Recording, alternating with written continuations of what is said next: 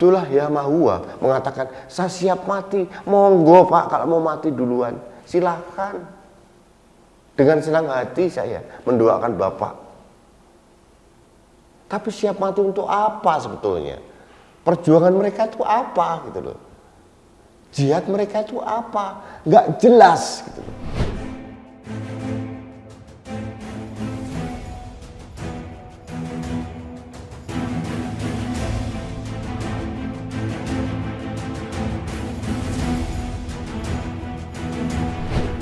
Halo sahabat Indonesia, kita bertemu kembali dalam Opini Rudi. Sahabat Indonesia, saya sedang membaca ulang buku Dar Dudung Abdurrahman, membongkar operasi psikologi gerakan intoleransi. Buku ini baik sekali, bagus sekali, dan mengingatkan kita bagaimana seorang Dudung Abdurrahman waktu itu menjabat sebagai Panglima Kodam di Jakarta, berani menurunkan baliho-baliho Rizik Syihab yang mengotori ruang publik di Jakarta. Bukan hanya baliho yang diturunkan semata, tapi ini adalah simbol intoleransi yang merajalela dan dibiarkan di Jakarta waktu itu. Nah, terkait dengan kelompok-kelompok intoleran ini, beberapa hari yang lalu sudah saya ulas tentang kelakuan orang-orang dari kelompok 411 yang ngotot ingin minta Pak Jokowi mundur. Tuntutannya nggak jelas, asal mangap. Seperti Aldo mengatakan menuduh presiden dengan ijazah palsu. Ini kan berbahaya. Orang ini kan asal njeplak gitu. Padahal yang menuntut ijazah palsu pun sudah dibatalkan penuntutannya.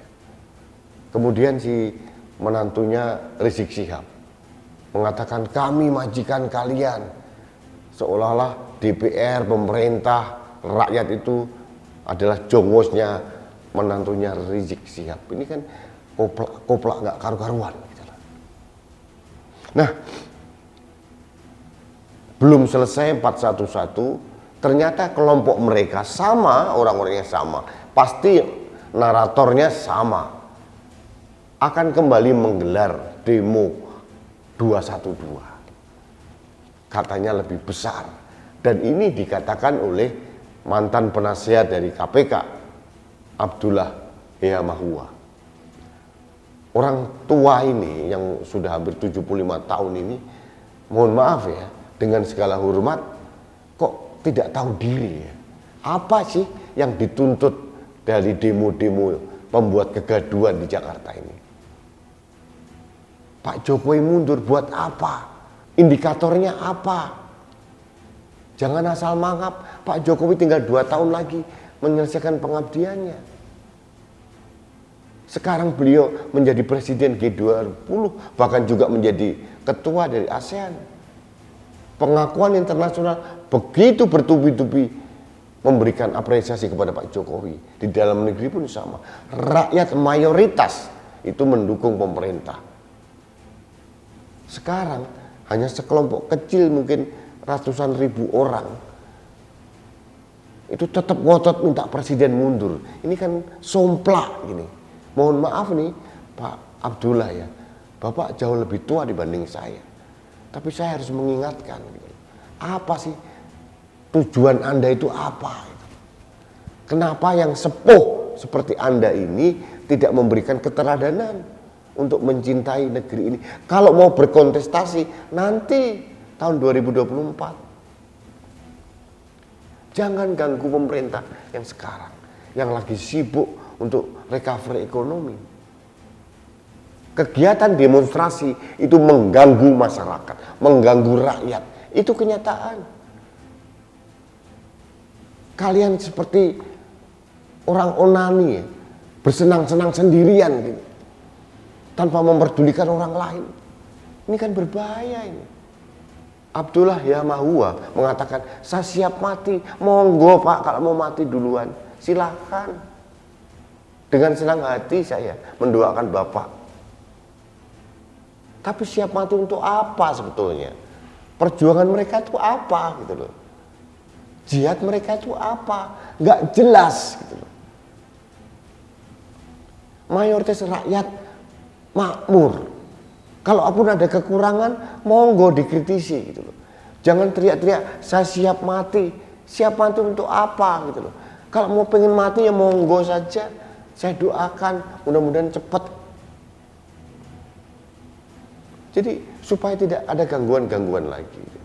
Karena kita membutuhkan ketenangan, kedamaian dalam hidup berbangsa dan bernegara ini. Kita sedang menata ekonomi kita masing-masing. Kita membutuhkan suasana yang kondusif. Jangan diganggu dengan demo-demo nggak jelas. Di samping itu saya juga harus mengkritisi ini. Bohir dari kegiatan seperti ini juga harus diusut tuntas nih. Saya mohonlah negara ini jangan membiarkan lah. Jangan atas nama demokrasi semua dibiarkan bebas sebebas-bebasnya. Orang-orang seperti mereka ini tidak percaya demokrasi, tapi selalu demonstrasi. Aneh lah. Mereka mengatakan pemerintah toghut, presiden toghut. Tapi nggak jelas. Tapi menikmati semua kebijakan dari pemerintah, dari presiden dinikmati, dimakan dengan lahap, tapi masih protes juga. Semua kemewahan yang diberikan oleh negara dan pemerintah mereka nikmati. Ini kan orang tidak tahu diri gitu. Jadi saya sebagai salah satu ini komponen kecil dari anak bangsa harus berjuang keras melawan mereka. Orang-orang yang mengatakan bahwa pemerintah ini toghut, pemerintah ini tidak sah. Ini kan aneh. Memaksa presiden untuk turun. Ini kan makar sebetulnya. Harusnya ini ada tindakan yang jelas dari negara. DPR jangan jadi banci gitu. Harusnya ada undang-undang seperti subversif zaman dulu. Karena kalau tidak, atas nama demokrasi, setiap saat, setiap waktu, siapapun dia dapat bisa mengancam pemerintah dengan tuntutan yang tidak jelas. Seperti kelompok yang digagas oleh Pak Abdullah Yahya Mahua ini. Jadi mohon negara melindungi rakyat yang waras gitu. Jangan memfasilitasi kelompok-kelompok yang akhirnya mengganggu mayoritas kelompok yang waras. Ini kan susah. Kita mau beraktivitas jadi susah, terganggu, demonya nggak jelas, demonya di Indonesia, di Jakarta, mereka makan pakai rupiah, tapi demonya mengibarkan bendera HTI, mengibarkan bendera Palestina. Ini kan nggak nyambung nih. Kelompok-kelompok intoleran inilah yang harusnya disikat. Karena mereka ini ancaman bagi keberagaman, ancaman bagi keindonesiaan Pancasila dan Merah Putih. Saya jujur agak gemas sebetulnya. Karena seolah-olah ada pembiaran kelompok-kelompok seperti ini merajalela. Akhirnya yang terjadi mereka seenak sendiri. Mengancam presiden, menuntut presiden turun, terus menghina presiden. Presiden simbol negara ya. Dihina seenak udelnya begitu. Terakhir kepada Pak Abdullah Yahya Mahua, mohonlah. Sudah malam usia Bapak ini, Mbok Yao sadar. Sadar-sadarnya, kalaupun memberi masukan, berikan masukan yang elegan, jangan provokatif akan membawa 500.000 orang mengepung istana. Coba. Yang 411 sudah nggak ada jelas, nggak ada sisanya, sudah nggak ada pengaruhnya apa-apa. Sekarang melakukan hal yang sama, tapi saya protes sebetulnya. Meskipun saya tahu demonstrasi mereka tidak akan pengaruh apa-apa buat negeri ini, tapi saya protes kenapa? Karena ini mengancam kegiatan masyarakat sehari-hari. Ini mengganggu, sangat mengganggu demonstrasi. Jangan mereka sok, itu hak demokrasi, tapi melanggar hak orang lain. Ini nggak benar menurut saya.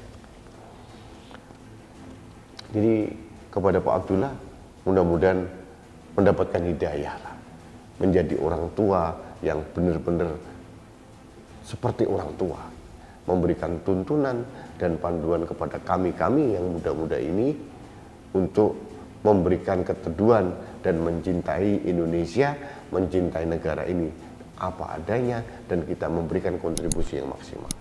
Itu yang ingin saya sampaikan kepada Pak Abdullah Yahya Mahua. Baik sahabat Indonesia, kita bertemu kembali dalam Opini Rudi selanjutnya. Salam satu Indonesia, salam Pancasila, saya Rudi Eskandar.